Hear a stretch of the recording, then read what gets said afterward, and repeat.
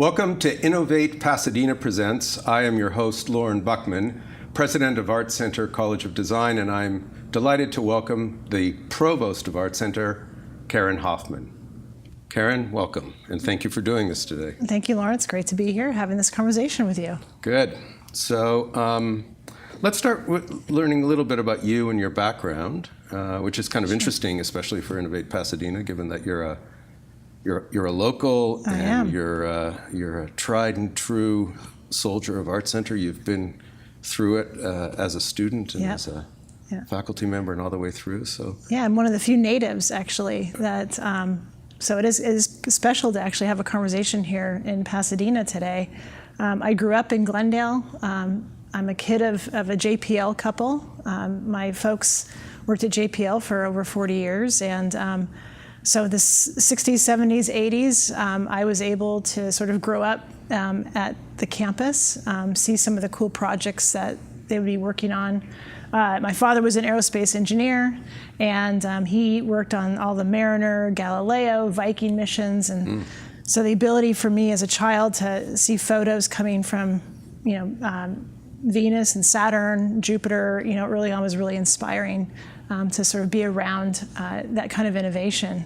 As a kid, I didn't appreciate it, of course, as much as I did. But it's interesting. What did innovation feel like as a child growing up, especially in the context of JPL? Yeah, a couple things, because it was very technical, obviously, and that part wasn't as intriguing to me until I saw the imagery coming from the technical, and I think that's where I saw like the cool stuff that my dad and mom work on, is when you saw the feedback from the work that they'd done, these projects that were so far away. Right. And then I grew up with woodworkers in the family. My family's German, and so we had a whole woodworking family, and architects. So architects, engineers, woodworkers, that was sort of how I spent my childhood, in the garage and the shops. Interesting. So you're a woodworker yourself? As a young child, my grandfather. Do you turn? What do you do? Oh, well, the lathe is my favorite. And I kind of miss being in the shop now as much as I used to. But yeah, wood was the first kind of material I really worked on as a kid. My grandfather made some special tools for me that were great for a 5-year-old hand. So no fear of the shop early on, and so it was a natural for me to sort of bridge sort of the playfulness in the shop with kind of understanding what innovation was in a big picture, like Jet Propulsion Laboratory. So. And how aware were you of ArtCenter as you were growing up, and being local, and what was going on there? It was interesting. I knew of it. I had a cousin that studied photography and advertising there in the late '80s, but I was kind of a tomboy growing up. I was really into sports, and a lot of my time was doing that. So you followed the ArtCenter football team then? Yeah, the ArtCenter football team. Actually, they're really good at ping pong. So, but yeah, it wasn't necessarily on my radar. I was kind of floating around. Architecture was an interest of mine for a little while. But growing up and going to college, I went to Cal State Northridge. It was actually the first college I went to because I was offered scholarship there to play basketball and volleyball. And so I just kind of did that, not really knowing what I wanted to do. But when I was studying psychology there, is kind of what I landed on. I was looking at sort of things like systems and industrial psychology, and found myself after that working in television industry with some friends.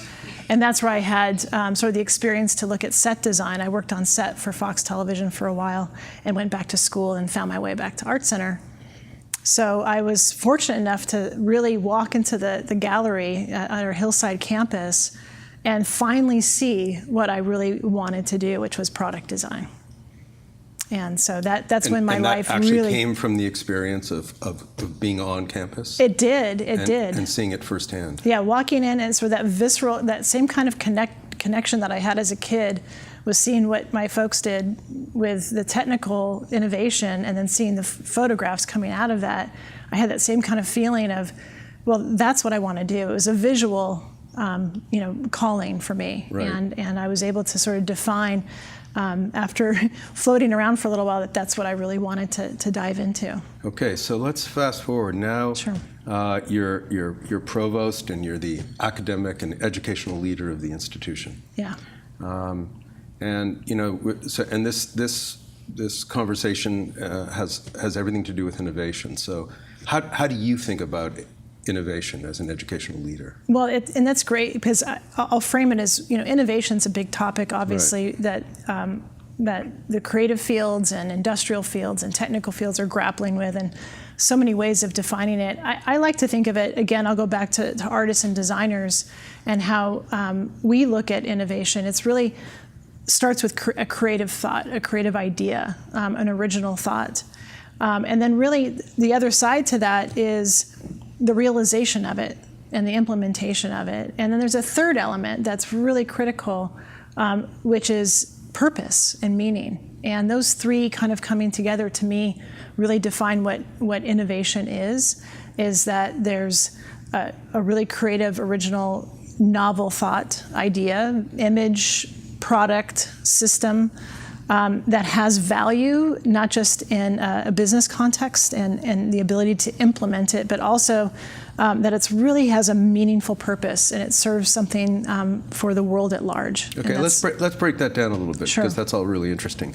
Let's talk about what design in particular brings to it. When you talk about beginning with a creative thought, what does that mean? And how does empathy and human experience and the kinds of things that designers like to wrestle with, how does that all fit in for you? Yeah, there's a natural tendency for designers to be really curious. That's first and foremost. And I think there's also a natural tendency for designers to be very optimistic. And so the way that those things play out is through a process, an iterative process. So the idea that there is a specific challenge or an opportunity to come up with an idea.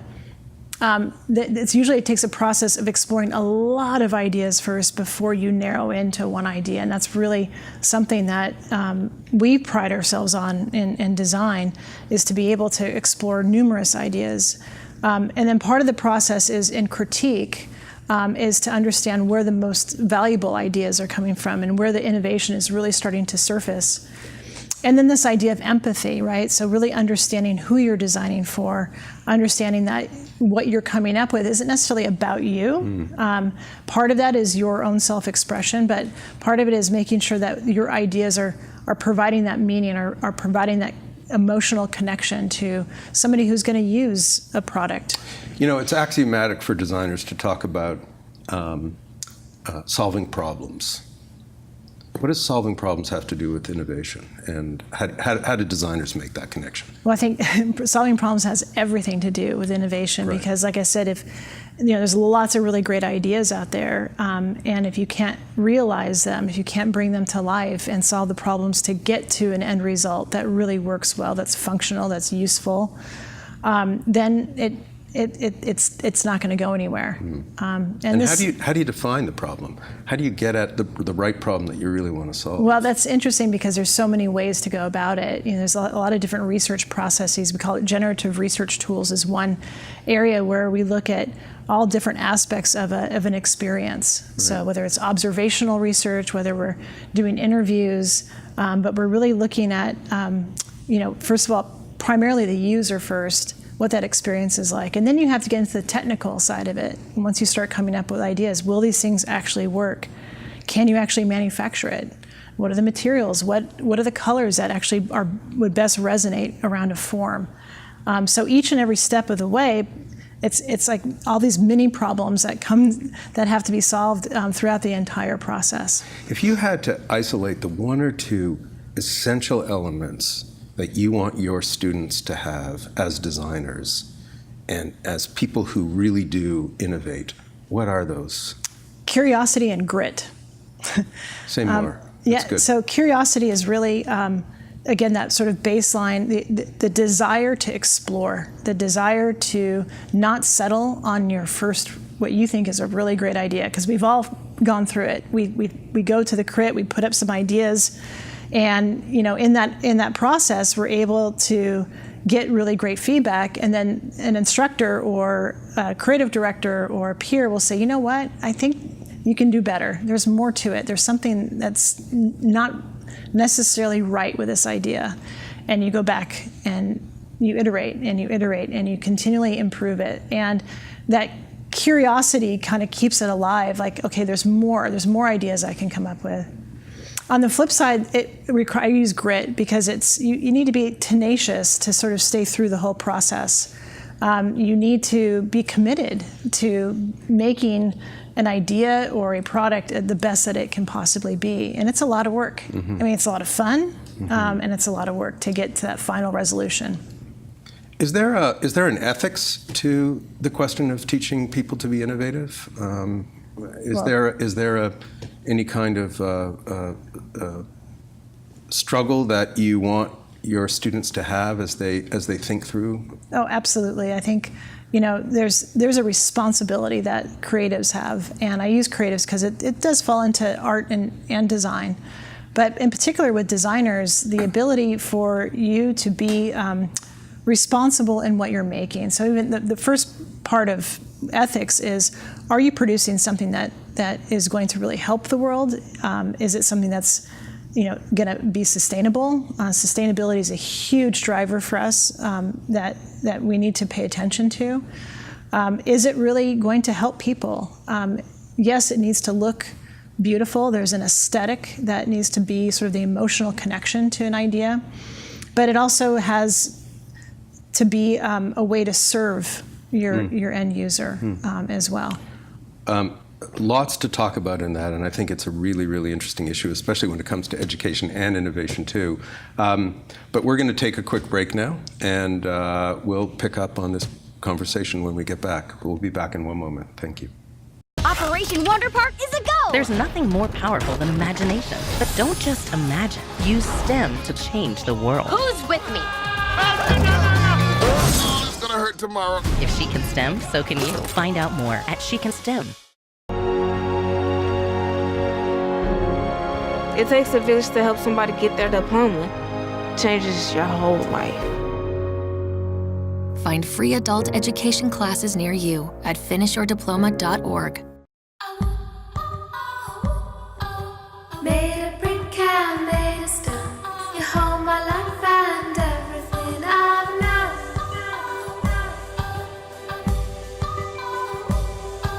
We're all the rest within your walls. Glass and mortar windows to your soul.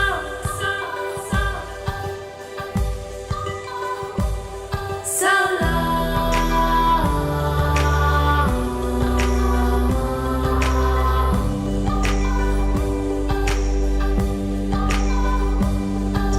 memories are all I need, just a box to carry to my grave.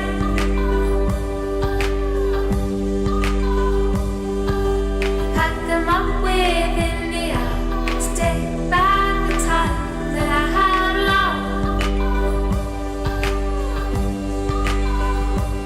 So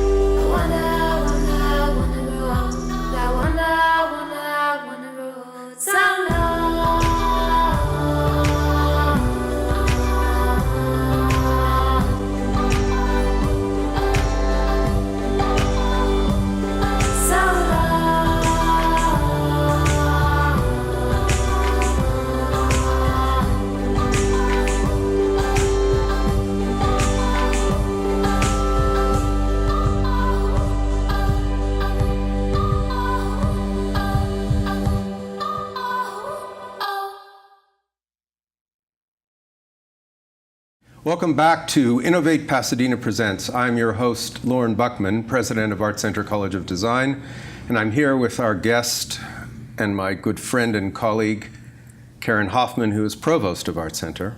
And Karen, just before the break, we were talking about the ethics involved in the teaching of innovation and the responsibility that designers have to a number of different issues. And I'm interested in, again, focused on the education of your students, how you think about their experience and the kind of experience portfolio they need to build at their time at ArtCenter. Right. I'm really glad we're jumping into this because experience portfolio is exactly where it's at, and how we really need to educate our future artists and designers. ArtCenter has been known for decades to be unapologetically industry driven, and that's great. And we are very skills based. We're known for that. We teach great craft in all the different disciplines. We go deep into whatever kind of making that our artists and designers do. But what's needed for innovation is really a bigger experience. And so that's how I've been framing it with educational leadership, is that we want our students to have this experience portfolio. So what that means is, besides the great craft and the great skills and creative processes they're going to learn, they're going to have industry-driven, community-based engagement that's going to take what they're learning and contextualize it in this sort of global context. So specifically, the internship process, that's something, ArtCenter really has committed to, which is making sure our students have internships along the way, getting to understand what it's like to work in studio culture, understanding what innovation means from an outside perspective, and then bringing that experience back into the classroom. We also really are encouraging students to mentor each other, to become more creative citizens, to really begin to form not just their own technical skills, but their leadership skills as well. We really pride ourselves on our Transdisciplinary Studios, which is our model where we have students from different disciplines working together on projects that are either sponsored or they're created by faculty that are really meaningful and purposeful, that might look at social innovation. We have an amazing Design Matters program, which is our social innovation arm, and that has provided great experience for our students to travel to South America, for instance, and work on some really wicked problems, like how do you deal with people that don't have fresh running water? How do you provide water for people that need it? Those kinds of challenges that take them out of Pasadena, but when they come back to Pasadena, they have a different kind of perspective. So there's a real connection with industry, and it's something even before I got to ArtCenter that I was always so impressed with the college, that they had this relationship with industry. Various different corporations, companies would come in and they would give students briefs on things that they were thinking about and great innovative challenges that they were facing, and they wanted the students to wrestle with. And you can think about that as a great thing for education, because the students are working on real world issues, but it must be a great thing for the corporations as well. Oh, right? Yeah, it's funny because actually my time after I graduated, I was in automotive design for a while, and my first coming back to ArtCenter 2-3 years later was I sponsored a project, which was sort of this future interiors project for automotive. And many companies come back. We average 7 or 8 sponsored projects every term.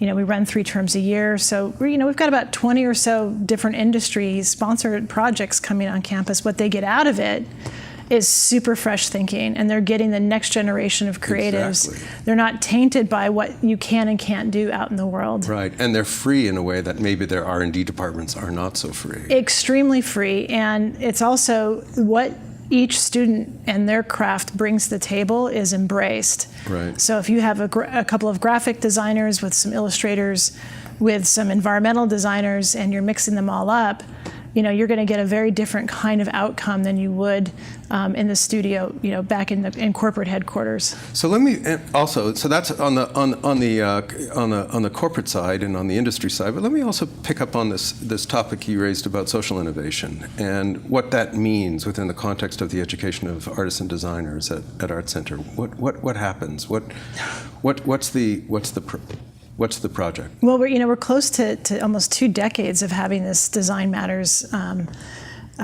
very purpose-driven program, which was a notion 20 years ago of there's something there that designers and artists can do things for good, for the world. Mm-hmm. And that notion then went into really experimenting with projects that work with nonprofits, working with communities in new ways, using our design and art processes in ways that were outside the traditional sort of corporate challenges. And this is, I mentioned our programming that we had in South America, where we had a group of students, spending time 2 weeks down in South America, understanding what life is like. And so the important thing with Design Matters is that empathy is really the driver there. It's really critical for our students to understand really truly what the problems are, not assuming what they are, but really living those problems. In direct contact with those communities. Yeah. And then, flash forward, we just had a project this last summer with the city of Los Angeles, which was looking at temporary homeless shelters and micro dwellings. And we resulted from that was 3 full-size prototypes that are now actually being considered to help out with the homeless challenges that we have, not just in downtown LA, but all over the San Gabriel Valley. City of Long Beach, City of Riverside are all interested in what our students came up with concepts that are dealing with a really huge local social issue as well. Is there any, it seems to me that these topics are and these challenges are enormous, right? Yeah. And hugely significant. And I can also imagine that it's enormously meaningful for students to go through that experience. It may be one thing to help a multi-billion-dollar corporation, but another thing to engage directly in a community and make a difference in their lives because they've been able to bring their own creative imagination to make the world a better place somehow. Yeah, it's interesting. There's now it's starting to bridge. So that sort of social innovation is being embraced by corporations. So it's no longer just give me what the great next technology is going to be, how it's going to be applied, but how is it actually going to impact people's lives for good. Whether it's issues of sustainability in the footwear industry, we've done a lot of projects where we're looking at the future of footwear, but with a lens of sustainability. Or with empowering next generation of creatives with Google technology, and having access to that. So it's more than just making the widget. It's much deeper than that. So as we try to wrap up a little bit, I want to get into the question of change, and we work in a place where half of our mission statement is influence change. And I'm always interested in how we can be as precise as possible in defining what we mean by that. And so what I want to ask you is how you think about change both as an educator, but also how you think about change as a creative, and how maybe those two things weave together in your work as Provost of ArtCenter, as innovation lead of ArtCenter in a way. Right. Well, that's actually the most critical job that I have, is to ensure that we continue to evolve. So I kind of equate change to evolution. And that evolution really comes not just from my perspective, but from an amazing team of department chairs, an incredible team of faculty that are in the industry. 90% of our faculty only teach 1 or 2 classes at ArtCenter, and the rest of their time is spent in their practice.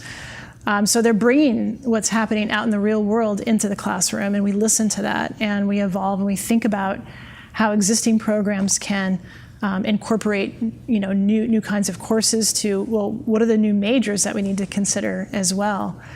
So change is critical. It's, I think, one of the terminologies that we hear often in innovation is the word disruption. Right. And in a way, we have to keep our ears and eyes open to what are those disruptors, because education's being disrupted too. And we are very fortunate to be in a creative educational field where we can quickly adapt. We can quickly come up with new ideas, test them, use the design process on our own educational experiences to see what is on the next frontier. We don't want to do the same old thing that we've done year after year. And everybody wants that change. It's not necessarily driven top down, but students are coming to ArtCenter knowing that they're going to get tools that are going to prepare them for their futures. Faculty want to teach at ArtCenter because they know they have a chance to introduce their ideas of what change looks like and what innovation looks like. Yeah, it is interesting that, at the core of our mission, at the core of our work at ArtCenter, we teach innovation. And at the same time, we need to apply it to ourselves. Yeah. And we need to keep innovative, and we need to keep strong. And some of these examples of bringing in industry or sending students around the world for social innovation projects allow us to make that real and allow us to find meaning in that that's enormous and helps us shape what it is that our students do. At Absolutely. ArtCenter. Yeah. I guess the final question I want to ask you is about courage and the relationship of courage to innovation. And, you and I like to talk about the fact that we teach courage at ArtCenter, and I'm wondering, breaking that down, what that means, what it means to teach courage or to try to give our students courage to be innovators. Yeah, and I think, I'll weave that back into the experience portfolio. That's actually part of it is, and I call it finding voice. So the most important thing we can do to educate our students is to help them through the process, because it is a difficult challenge to go through ArtCenter. We throw a lot of challenges. It's an intense curriculum, and we want them to find ways to be successful. And part of that is to be able to help them get out of some of the challenges that they might be facing, and then ultimately empower them to find a point of view that is unique, that they can take out into the world and feel really confident about it. And that's the goal, is by the time they get through their time at ArtCenter, that they feel really prepared, they feel courageous, that they can take on any challenge as they go out into the world. Well, thank you so much, Karen. Thank you, Lorne. It's a delight to engage with you on these issues that you and I care about so deeply. Thank you to all of you who have been watching, and I hope you have gained a little bit of insight into some of the issues that surround innovation when it comes to teaching and when it comes to teaching particularly creative people. So thank you all, and remember, stay innovative.